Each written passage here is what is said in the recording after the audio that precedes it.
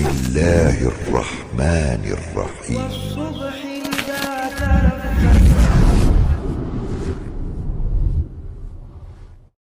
Apabila kamu melihat seseorang terbiasa ke masjid untuk melaksanakan sholat, maka saksikanlah mereka itu orang-orang beriman. Selanjutnya bersyukur kita kepada Allah Subhanahu wa taala atas segala nikmat yang diberikan Allah kepada kita, sehingga pada subuh yang berbahagia ini bisa kita kembali berjumpa. Karena kemarin saya di WA oleh Bang Syauki, disampaikannya memang kadang saya dari lipat kain, karena hari Senin sampai siang jamnya saya pulang dan hari Selasa pula habis zuhur masuknya, hanya 2 jam. Jadi bagus saya pulang, karena lipat kain terasa lama, rasa 1 minggu. Tapi itu pula namanya bertugas, kita tidak bisa menghindar, kita harus melihat yang ke bawah, jangan lihat ke atas. Kadang Bu, memang yang kita tempat mengajar, apalagi sana MTS, mau berangkat pagi itu memang berat rasanya. Tapi sampai di Simpang Tibun kadang 5:30 atau jam 6:20, jumpalah sama bapak-bapak pula, mereka pergi pula ke kebun. Saya lihat suami istri, ada mungkin yang motong. Begitulah gambaran hidup. Kita mungkin masih pergi untuk mendidik anak-anak, tidak kita istilahnya paling mungkin pikiran kita yang agak kusut-kusut sedikit karena jauh kita bekerja. Ada pula orang yang ke kebun, tujuannya semua mencari nafkah yang halal. Maka itu sampaikan Bang Soki, kalau pulang istilah besok ya, insyaallah saya bilang. Bapak Ibu yang Allah, di sana pun saya tinggal, terpaksa mencari rumah petak untuk sekarang tidak bisa balik. Jadi kalau nanti saya pergi jam-jam 10, saya pulang lagi hari Jumat sore. Sekali sepekan pulang. Cuma kawan yang di daerah Meranti tidak bisa pulang katanya. Gantilah nama Meranti ini katanya. Ganti namanya merantau tanpa istri katanya. Bapak Ibu Allah, pada subuh berbahagia ini, adapun judul kaji kita supaya lebih terarah adalah disebutkan arba'atum miftahus sa'adatid dunya wal akhirah. 4 kunci kebahagiaan dunia dan akhirat. Kita ingin bahagia di dunia ini dan juga di akhirat. Sesuai doa yang sering kita ucapkan, disampaikan kepada Allah, Rabbana atina fid dunya hasanah wa fil akhirati hasanah wa qina azabannar. Ya Allah, ya Tuhan kami, atina, datangkanlah, berikanlah kepada kami kebahagiaan di dunia dan di akhirat, dan jauhkan kami dari azab neraka. Jadi pada ikatnya, kalau kita ingin bahagia di dunia, tentu kebahagiaan itu relatif. Ada sebagian ingin dia mencapai kebahagiaan di dunia semata, di akhirat tak dipikirkannya. Maka orang-orang beriman yang dekat dengan Allah, ketika dia berbuat sesuatu akan dia pikirkan, bukan hanya sebatas mengejar di dunia. Kalau di dunia ini yang kita kejar seluruhnya, nanti di akhirat kita akan menyesal. Maka orang beriman pasti dia berpikir mengerjakan ini apa manfaatnya, apa yang kita dapat di dunia atau di akhirat. Maka harus berpikir lebih jernih, sehingga nanti ketika seseorang itu mengerjakan sesuatu, di dunia dapat manfaat dia, di akhirat dapat pahala pula. Maka doa yang kita ucapkan itu disebut namanya doa sapu jagat. Disapunya semua. Maka itu semua supaya dapat bahagia di dunia adalah taatlah kepada Allah. Artinya perbaiki kedekatan kita kepada Allah dalam artian umpamanya salat. Perbaiki salatmu, niscaya Allah akan perbaiki hidupmu. Cuma sebagian ketika yang namanya melaksanakan ibadah salat bagi dia merupakan ada penghalang bagi yang tidak beriman. Bagi dia sama saja. Padahal kita melaksanakan kedekatan kepada Allah membawa keberkahan. Maka hidup ini kita cari sambil kita berusaha, sambil kita berdoa. Maka di habis salat kita itu berdoalah, Allahumma rzuqna rizqan wasi'an halalan thayyiban wa mubarakan fih. Ya Allah, berilah kami rezeki yang luas, yang baik, yang halal, yang membawa keberkahan. Ini terus diucapkan, bukan hanya sekali, bertahun-tahun, terus menerus. Sehingga kadang doa kita itu bukan tak dikabulkan Allah, tetapi belum cocok saat itu dikabulkan Allah. Contohnya seorang anak muda, dia berdoa kepada Allah, ya Allah berikan kepada aku rezeki.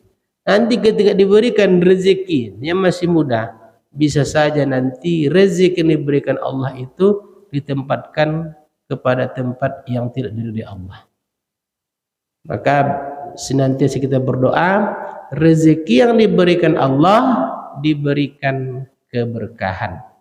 Tentu keberkahan itu bisa kita dapatkan, termasuk diantaranya adalah arba'atum miftahus sa'adatid dunya wal akhirah, 4 kunci kebahagiaan dunia dan akhirat. Yang pertama disebut adalah tazkiyar rizki minal halal.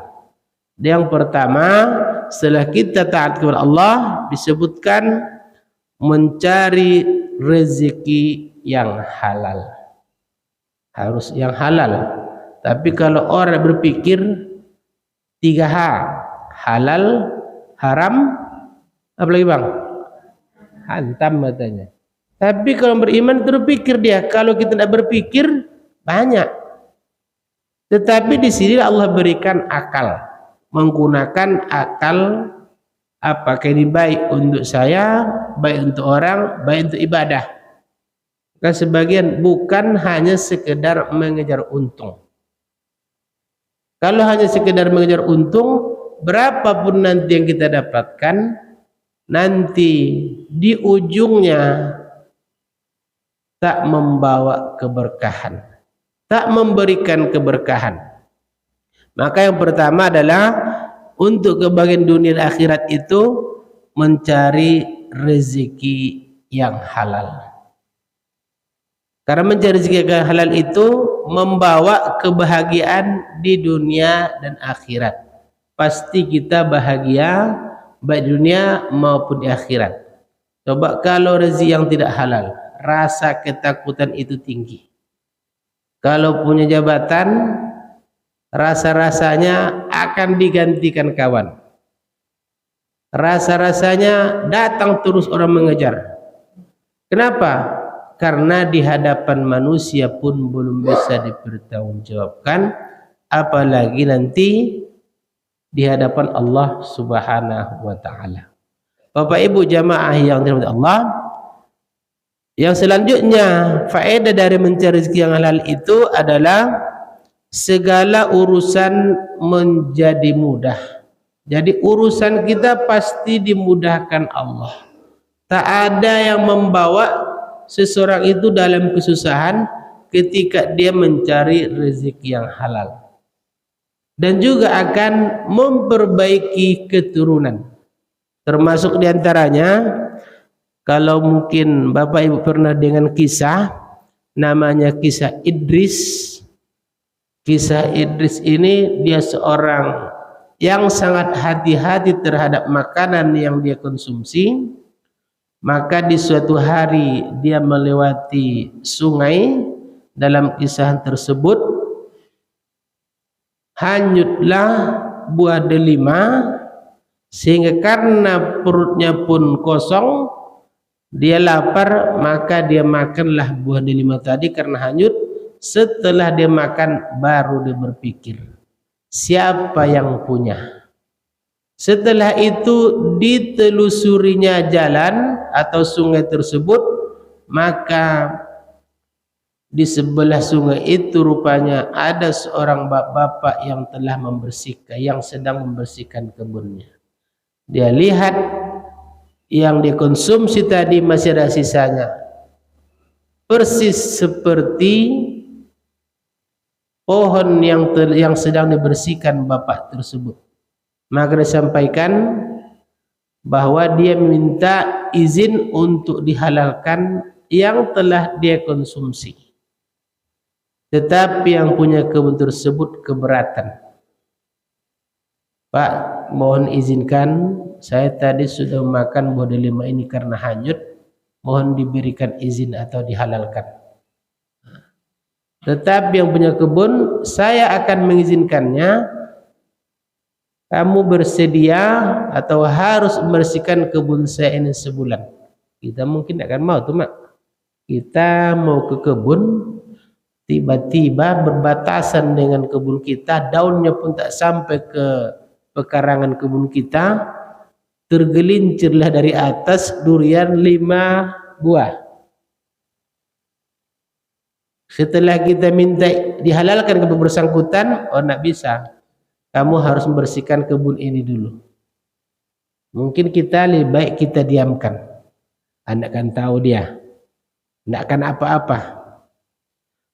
Tetapi Idris ini karena dia takutnya kepada Allah, maka dia bersedia membersihkan kebun tersebut. Sebagian riwayat ada yang sebulan, ada yang setahun, tapi yang saya baca sebulan. Dia bersihkan kebun tersebut. Rupanya setelah bersih, dia rawat. Yang punya kebun menyampaikan ada satu lagi. Kamu harus bersedia menikahi anak saya. Anak saya ini yang cacat. Cacat matanya, cacat telinganya, cacat kakinya. Karena laki-laki yang punya kebun ini sudah berpikir, kalau ada seseorang yang datang ke kebun dia, gara-gara memakan delim itu pun yang hanyut, datang minta maaf, ini bukan orang sembarangan. Dalam hati yang punya kebun, pasti ini orang yang jujur. Pas datang dia minta dihalalkan, yang punya kebun hanya mencari cara supaya pemuda ini tidak lepas dari dia. Dia sudah berniat ingin menjadikannya sebagai menantu. Karena ada kejujurannya, makanannya sudah hati-hati dia, apalagi yang lain. Maka dengan demikian si laki-laki tadi, si Idris tadi, dia bersedia menikahi putri yang punya kebun tadi. Maka singkat kisahnya bahwa perempuan tadi bukan buta cacat disampaikan seorang bapaknya tadi, tetapi karena bersih, jauh dari dosa. Maka dari pernikahan tersebut, disitulah lahirnya Imam Asy-Syafi'i. Jadi Imam Asy-Syafi'i menjadi ulama yang sangat besar. Dari hati-hatinya seorang ayah mengkonsumsi makanan yang halal kepada keluarganya. Bapak Ibu jamaah yang dirahmati Allah, dari kisah tersebut, untuk menjadikan anak-anak yang soleh tadi adalah termasuk diantaranya adalah makanan yang halal. Bapak Ibu yang dirahmati Allah, yang kedua, makan yang halal ini pernah juga kita dengar kisah dari pemerintahan Umar bin Khattab. Umar bin Khattab di suatu malam dia, kalau bahasa sekarang namanya belusukan. Belusukan beliau melihat rakyatnya sampai ke pelosok. Rupanya setelah Umar berjalan begitu jauh, mereka istirahat di dekat rumah yang tak begitu bagus. Di dalam rumah itu ada mereka dengarkan percakapan seorang anak perempuan dengan ibunya yang pekerjaannya menjual susu di Madinah. Maka seorang ibu didengar Umar bin Khattab dengan ajudannya bahwa ibunya menyampaikan kepada anak gadisnya, wahai anakku, tambahkanlah air supaya banyak, nanti untungnya kita jual di Madinah. Anak perempuannya menyampaikan, wahai ibunda, baru tadi pagi Khalifah Amirul Mukminin Umar bin Khattab menyampaikan kepada warganya tidak boleh curang dalam berjual beli.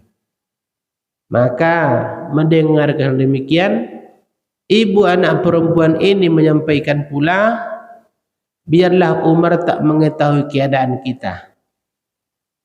Bahkan Umar di istana, dia akan tak tahu apa yang kita perbuat ini. Tetapi anaknya menyampaikan, walaupun Umar tidak melihat, tidak mengetahuinya, tapi Allah Maha mengetahui, Maha melihat.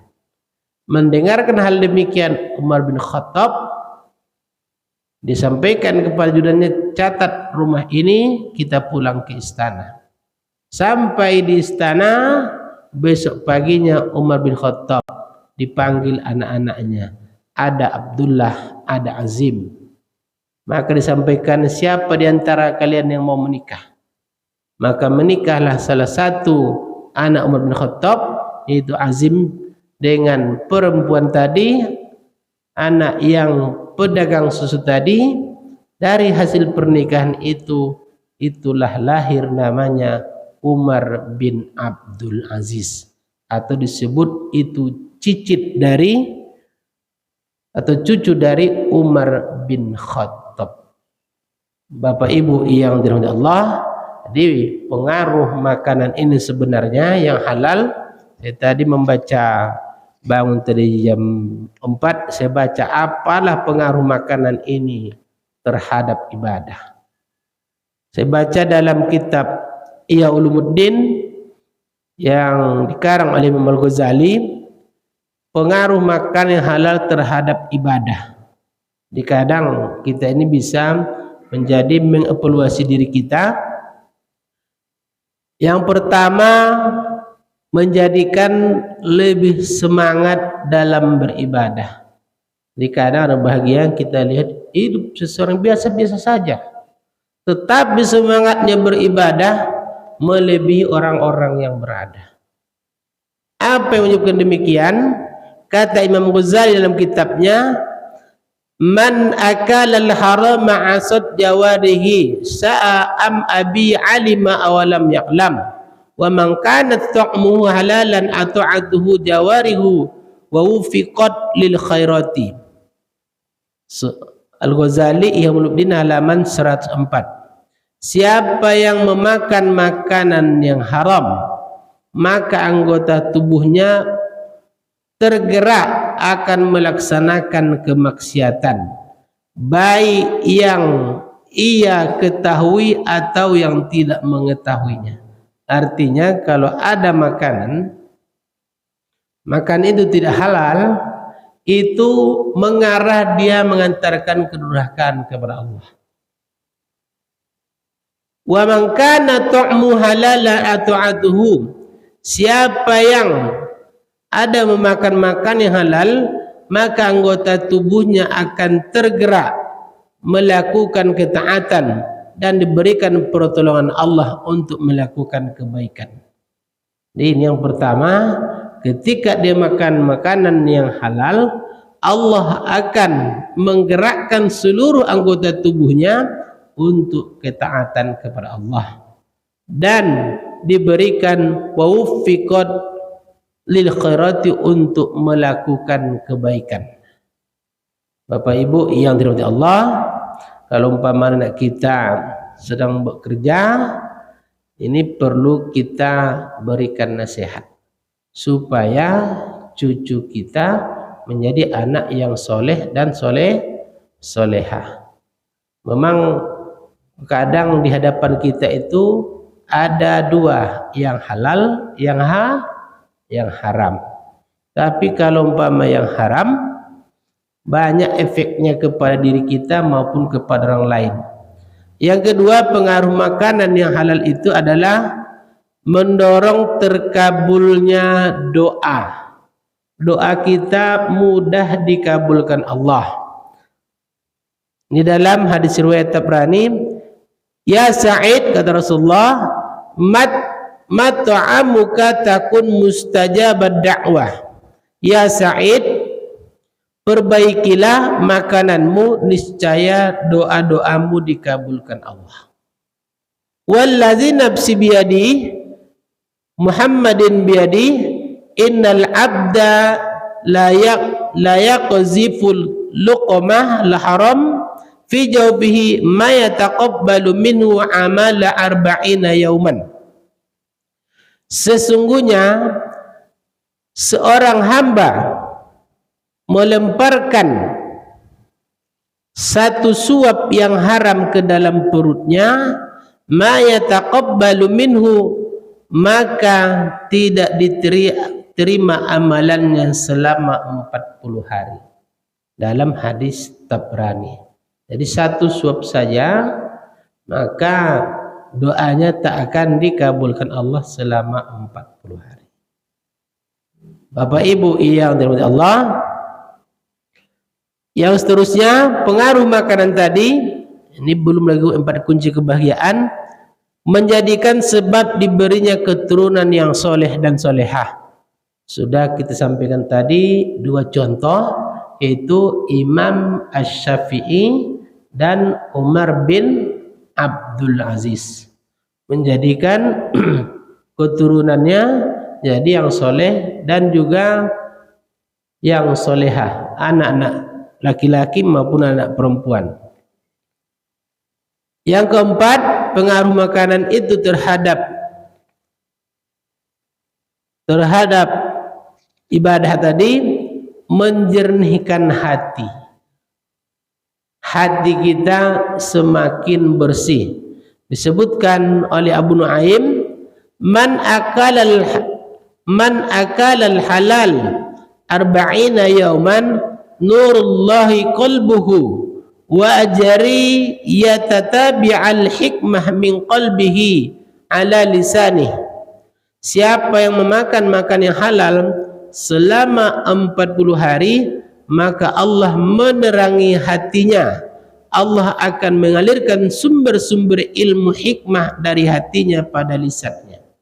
Maka orang-orang yang mengkonsumsi yang halal tadi, mudah mereka mendapatkan hikmah, mudah memahami tentang ilmu pengetahuan. Kalau menghafal, mudah lengket di kepalanya, mudah lengket di otaknya. Kenapa? Karena hati-hati dia terhadap makanan. Bapak Ibu jamaah yang Allah, yang kelima, pengaruh makanan terhadap ibadah tadi disebutkan adalah sebagai obat yang beragam. Ada satu kisah di Arab bahwa kalau ada keluarga yang sakit, mereka memberikan obat dari gandum. Gandum ini yang halal. Dari hasil usahanya sendiri, sudah itu ditumbuknya sehingga bisa menghasilkan makanan, maka mereka yakin dengan makanan ini penyakit tersebut akan sembuh. Umpamanya, mana tahu ada keluarga kita yang sakit, kita memberikan ia bantuan atau obat, mungkin kita belikan makanan, tapi dengan syarat alat membeli makanan ini atau uang beli makanan ini memang 100% bersumber dari yang halal. Maka mudah-mudahan dengan itu menjadikan obat halal, mulai dari asal usulnya halal. Mungkin kita beli tanah ini kita beli memang dari hasil yang halal. Sudah itu kita tanam tanaman di situ. Sudah kita tanam, kalau mungkin itu karet, kalau mungkin itu sawit, hasilnya kita jual. Mau kita belikan dia obat ini kasih dokter atau makanan, mudah-mudahan dengan yang kita berikan ini menjadi obat. Maka orang yang makan hal itu, ketika dalam tubuhnya banyak berbagai penyakit, dengan halal yang dimakan menjadi penawar penyakit tadi, dihilangkan Allah melalui kekuasaannya. Bapak Ibu jamaah yang dirahmati Allah, maka yakinlah yang kita konsumsi yang halal-halal itu akan berdampak membawa kita sehat. Kenapa? Karena diberikan tadi al-hikmah, al-ilmu, diberikan sumber-sumber ilmu dan hikmah-hikmah. Kadang kita lihat kalau fisik sebagian tak sehat kita lihat. Saya kadang bahagia waktu Ustadz kita Abdul Somad pernah saya tawarkan kursi waktu pengajian Mesir Etihad, kan dikasih panggung kecil waktu itu sekitar 30 cm lah, dikasih papan pas pula di Masjid Etihad. Dia disitulah mau sampaikan, Ustadz dikasih kursi karena ceramah nanti 1 jam lebih. Akhirnya sampai kepada saya pikir, kamu pikir saya tidak sehat katanya, tidak kuat katanya, saya yang malu jadinya. Saya masih tahan nih 2 jam pun berdiri. Cuma kalau kita lihat dari segi fisiknya, tapi apa yang terjadi sampai makan pun di Kelu Indah sampaikan, makanlah Pak Ustadz, saya sodorkan ini. Dia makan beberapa suap hanya pakai ini. Ini makanan ini sekedar menguatkan pinggang kita aja nih. Maka yang beribadah semuanya tahan hawa nafsu katanya. Gimana mau dikatakan Allah sedangkan nasi saja tidak tahan hawa nafsunya katanya. Maka saya terdiam lagi bahagia. Bapak Ibu yang dirahmati Allah, jadi ada 5 tadi tentang pengaruh makanan terhadap ibadah, menjadikan semarak ibadah, mendorong terkabulnya doa, menjadikan sebab diberikan keturunan, menjernihkan hati, dan sebagai obat berbagai penyakit. Jadi kalau sakit-sakit, kadang itu diberikan Allah supaya ada kesadaran kepada kita. Bapak Ibu berbahagia, kembali kita ke awal. 4 kunci kebahagiaan tadi. Yang pertama, mencari yang halal. Carilah yang halal. Berat Pak Ustadz, sabar. Pasti ada kesabaran. Saya berbahagia, mungkin kalau ya ini apa tidak perlu di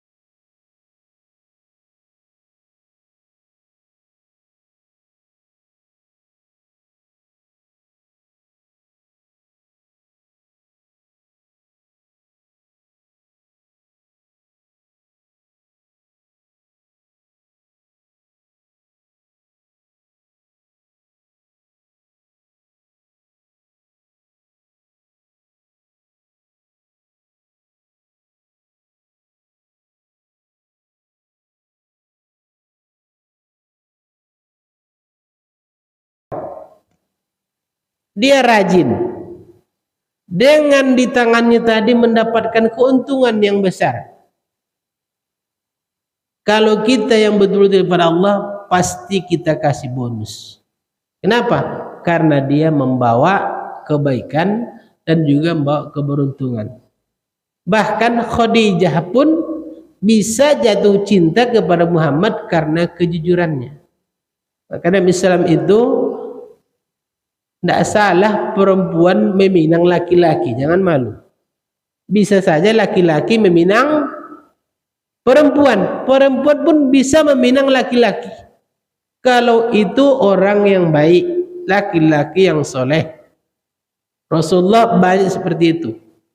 Para sahabat, mereka menyampaikannya, hai Fulan, saya punya anak gadis.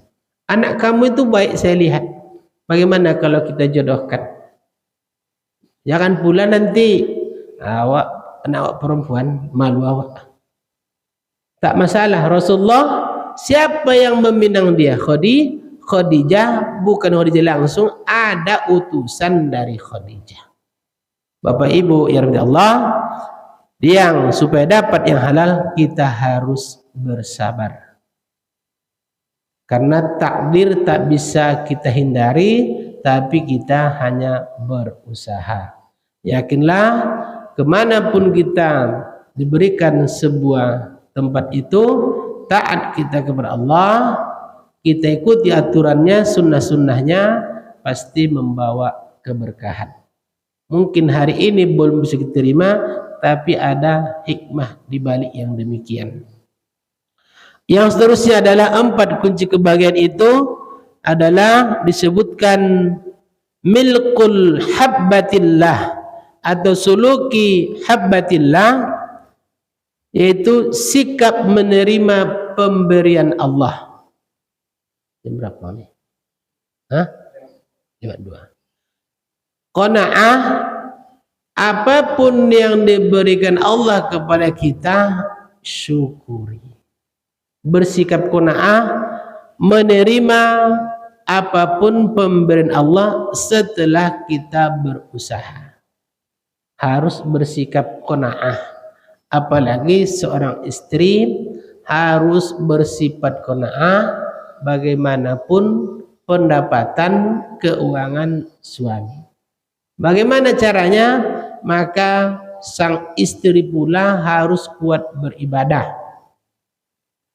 Umpama kalau hanya ibu rumah tangga, mungkin pagi masak, sudah itu si suami mungkin pergi kerja, ada yang mengantar anak pergi sekolah, pulang dari situ jangan lupa ngambil wudhu, sholat duha.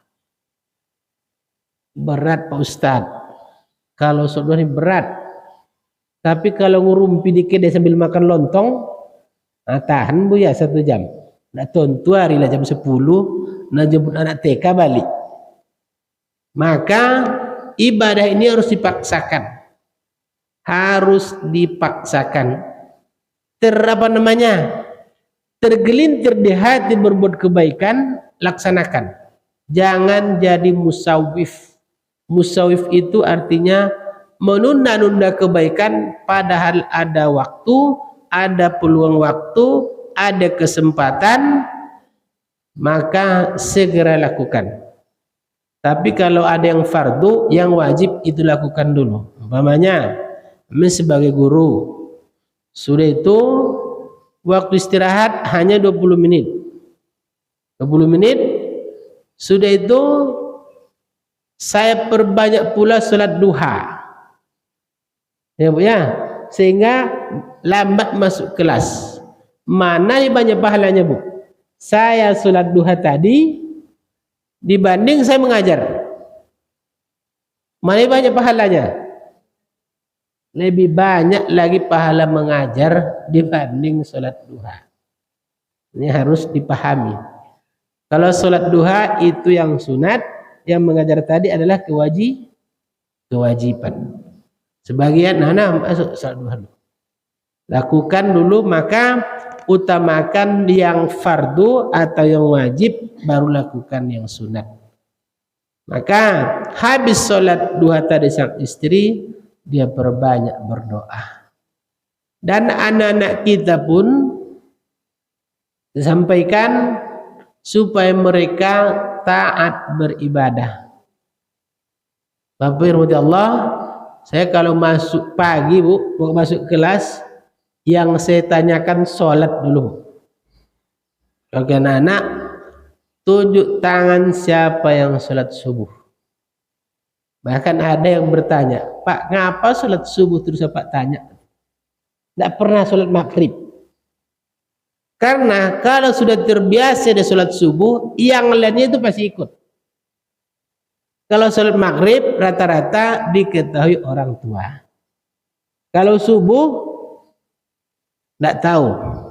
Mungkin si ayah si ibu pergi ke masjid, pergi ke musola, ketika anak ditanya, sudah sholat? Sudah. Kalau kita tidak tahu. Kalau zuhur, asar kadang sudah di sekolah. Maghrib sudah bersama orang tua. Tapi kalau subuh karena sama-sama sibuk. Maka sampaikan, sholat anak-anak bapak ini istiqomah sholatnya membawa keberkahan kepada rezeki orang tua. Habis sholat sampaikan, ya Allah, beri kami rezeki, selamatkan orang tuaku, sehatkan ia dalam bekerja, sehingga orang tuaku bisa memberikan nafkah kepada kami sampai nanti tercapai cita-cita. Ini doa anak makbul. Tapi kalau dia tidak sholat, gimana dimakbulkan Allah? Oh Pak Ustadz, ada juga orang tak sholat tapi banyak rezekinya. Semua di muka bumi ini yang namanya yang hidup pasti diberikan Allah rezeki. Semua diberikan Allah rezeki. Tetapi nanti di akhirat ada yang tak dapat sama sekali pertolongan. Itu tadi, Rabbana atina fid dunya hasanah wa fil akhirati hasanah wa qina azabannar. Apalagi pada pagi hari kita habis sholat subuh, boleh kita menghabis ilmu. Mungkin yang bekerja silahkan dia bekerja, tapi ingat, rezeki orang yang sholat subuh berbeda dengan orang yang tidak sholat. Karena itu doa Rasulullah. Mengulang kembali, Allahumma barik li ummati fi bukuriha. Ya Allah, berikan keberkahan kepada umatku di pagi harinya. Maka yang di keluarga kita itu harus kita tanamkan, mereka harus sholat subuh atau sholat 5 waktu. Dan kita biarkan tinggal di rumah kita itu, dia tidak sholat, dialah yang mengurangi berkahnya rezeki yang kita cari. Harus kita kontrol, harus kita perhatikan tentang sholatnya. Nak, panggil dia. Kamu tuh sholat supaya berkah rezeki kita.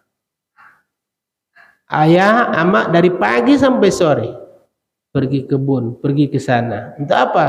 Untuk kalian semua. Maka dari itu sholatlah. Masalah sholat ini bukan karena sok-sok alim, sok-sok buya, sok-sok ustadz, tidak. Karena kita sebagai manusia ciptaan Allah memang diwajibkan untuk beribadah kepada Allah Subhanahu wa taala melalui diantaranya sholat. Bapak Ibu yang dirahmati Allah, jadi sifat qanaah, ada salah seorang sahabat namanya Abu Kilabah.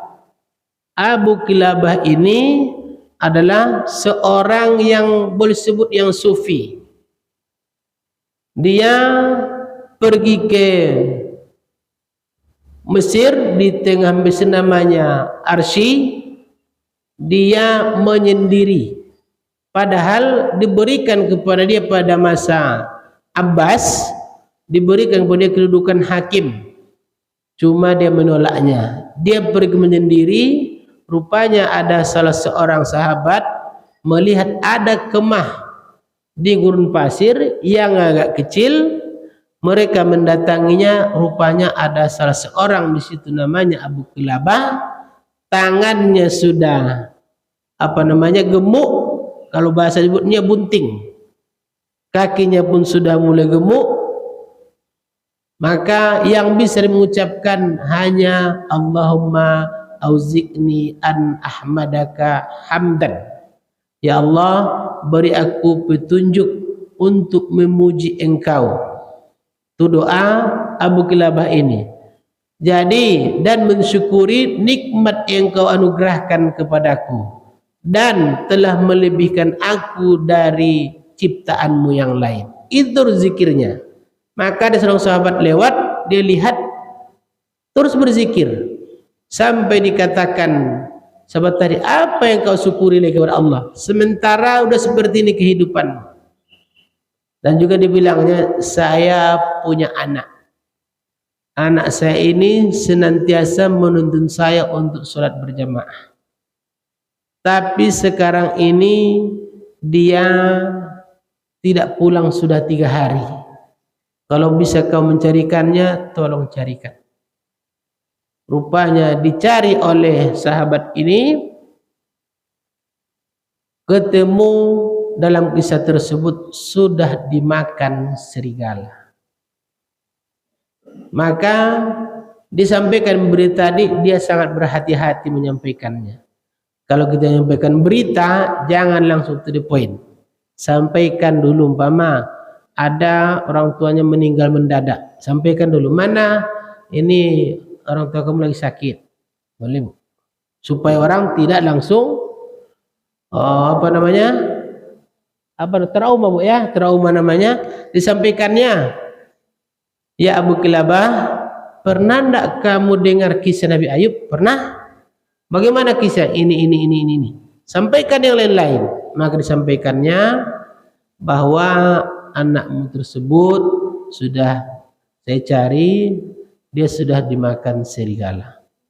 Apa jawaban dia? Alhamdulillah, dia tidak mewariskan keturunan nanti yang durhaka kepada Allah. Itu ucapannya.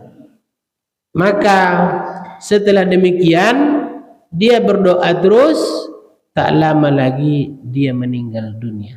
Artinya bahagia, sifat qanaahnya dia menerima keadaannya. Maka doa yang sering disampaikannya disebutkan dalam ucapannya, Allahumma auziqni an ahmadika hamdan akafa biha syukra nikmataka allati an'amta biha alayya wa faddaltani ala katsirin mimman khalaqta.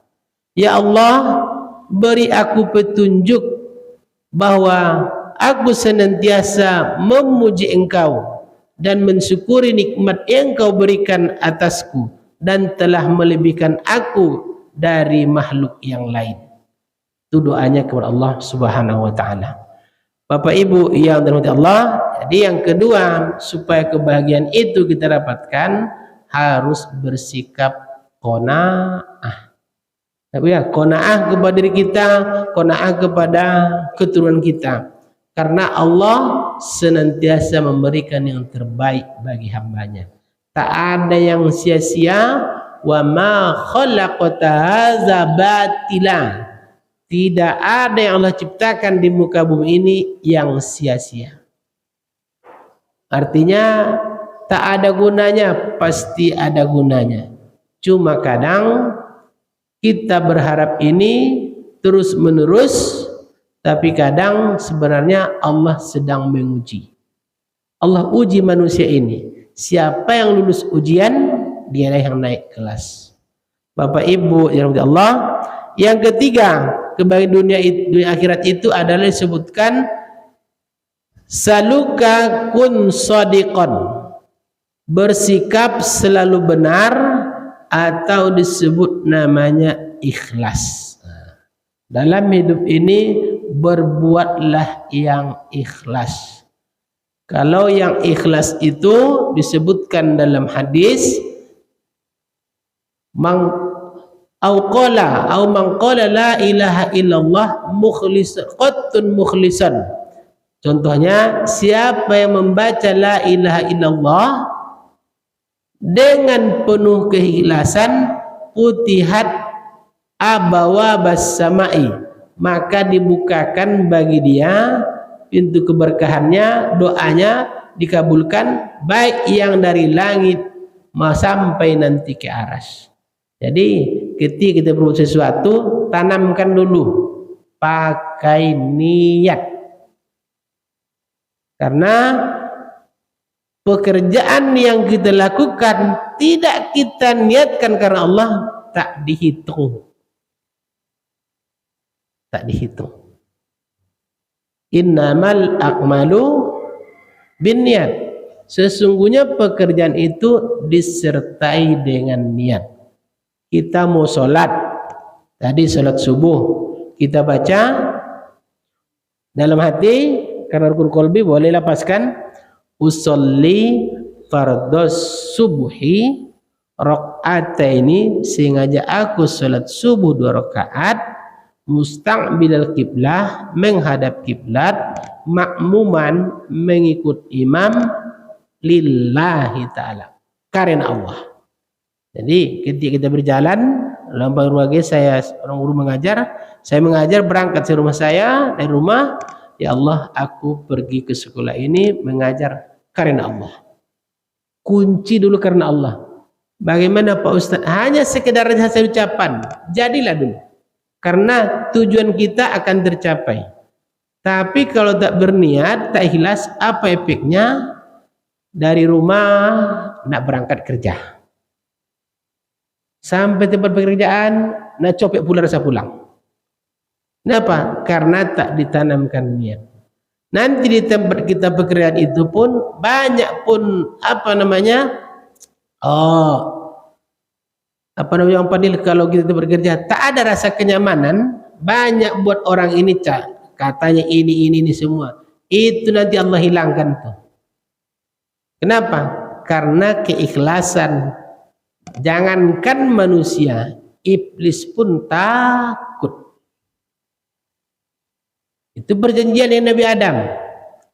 Ya Allah, saya bersedia nanti ditempatkan di neraka-Mu selama-lamanya, kata iblis. Tapi izinkan saya, beri saya kekuatan, berikan saya sesuatu yang bisa menggoda keturunan Adam. Kata Allah, silakan. Tetapi ada yang tak bisa kamu ganggu adalah orang yang ikhlas. Kalau orang ikhlas, jangankan manusia, iblis pun takut. Lagi syaitan. Maka ketika berbuat sesuatu, baik itu bersifat duniawi ataupun itu bersifat ukhrawi, tetap ucapkan lillahi ta'ala. Sengaja aku melaksanakan ini Allah, karena Allah. Kalau kita ucapkan itu, pertama menjadi ibadah, bernilai ibadah. Disebutkan wa ma umiru illa liya'budullaha mukhlishina lahuddin. Karena kita diperintahkan Allah beribadah adalah untuk ikhlas dalam beragama. Bapak Ibu jamaah yang Allah, maka dengan keikhlasan itu menguatkan kita senantiasa dalam beribadah. Yang terakhir, tadi 4 disebutkan adalah yakun daiman kun sabran. Artinya selalu bersabar. Kalau ingin membahagiakan dunia akhirat, senantiasa ada kesabaran. Dengan kesabaran itulah bisa kita bahagia. Orang yang hebat pun hari ini, mereka sebenarnya proses dari tahannya mereka bersabar menghadapi hidup. Mungkin kita lihat dulunya mereka hanya ini, tapi karena bersabar, yakin dengan usaha dia, maka dia menjadi orang yang sukses. Apapun pekerjaan kita sabar dan dekat kepada Allah, hargai pekerjaan yang kita lakukan. Kadang hanya kita melihat dari yang jauh. Saya pernah, orang dulu dia hanya jualan mainan anak-anak, Bu. Hanya di teras ruko orang. Tentu berproses, dia sabar, rupanya hari ini orang kita kok ini. Sekarang kadang 1 kontainer habis barang-barang itu, jadi grosir besar lagi. Kenapa? Dia sabar sambil mendapatkan ilmu. Itu kalau bekerja, sabar dan mendapatkan ilmunya. Jangan sabar terus. Kalau dia sabar, ingin juga mendapatkan ilmunya, pasti berhasil. Cuma kadang tak terpikir ke situ. Umpama, contoh Bu, saya bekerja, contohlah, tamat sekolah dibawa orang tua atau kawan kerja bangunan. Tentu berbeda gaji bos dengan apa bang, anak buah kan. Tapi kalau dia sabar 5 tahun dia dapat ilmu, kalau saya yakin saya bisa jadi pemborong. Tapi sambil bekerja sabar cari ilmunya. Jangan hanya terpikir satu hari 120, satu hari 130. Sampai disitulah daya akal kita. Tapi kalau dia berpikir gimana cara mengukur ini 5 tahun saya rasa bisa jadi pemborong. Sampai dia terus menerus. Kenapa? Sabar sekaligus mendapatkan ilmu. Bapak Ibu irahmati Allah, inilah mungkin oleh kita pada subuh berbagai ini ada 4 kebahagiaan. Yang pertama mencari rezeki yang halal, yang kedua qanaah, yang ketiga ikhlas, yang keempat selalu bersabar. Mudah-mudahan apa yang disampaikan ini dapat kita amalkan dan disampaikan kepada keluarga kita. Mudah-mudahan kita nanti mendapatkan Rabbana atina fid dunya hasanah wa fil akhirati hasanah wa qina azabannar. Saya tutup dengan subhanakallah bihamdika asyhadu an la ilaha illa anta astaghfiruka wa atubu ilaik. Assalamualaikum warahmatullahi wabarakatuh.